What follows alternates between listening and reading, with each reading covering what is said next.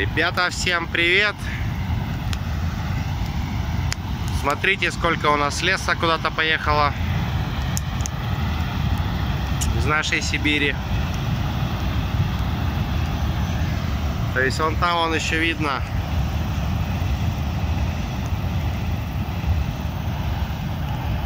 Вот составами возят.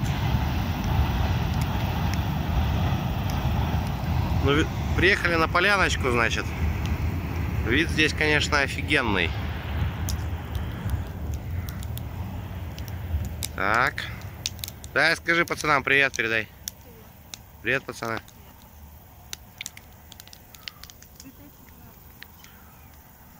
Ты видел, сколько леса едет?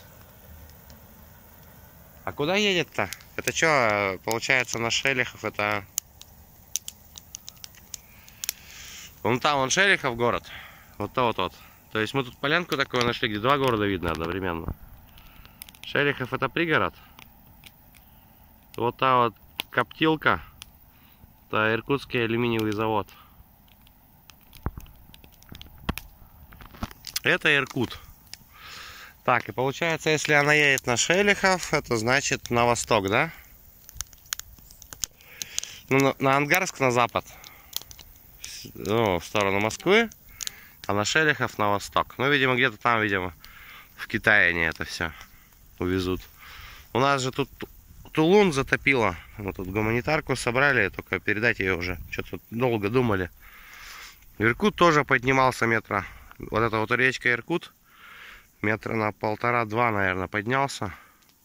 Везде по-разному. Вон, грязный, мутный есть, течет. А вот там вот уже Иркутск. Вот то вот.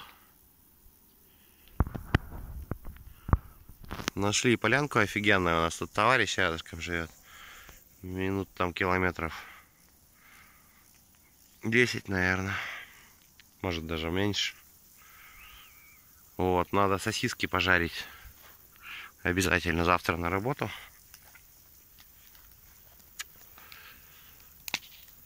Вот такие вот у нас дела. Жара стоит неимоверная. Сейчас вот дров у товарища взяли. Сейчас сосисок нажарим. И поедем, наверное. Жара, наверное, под 30-ник. Там вон кто-то домик построил. Тоже, видать, любит вид красивый. Ну, офигенский, конечно, здесь. Ладушки, ребят. Подписывайтесь, ставьте лайк, комментируйте, нажимайте на колокольчик. Все сказал?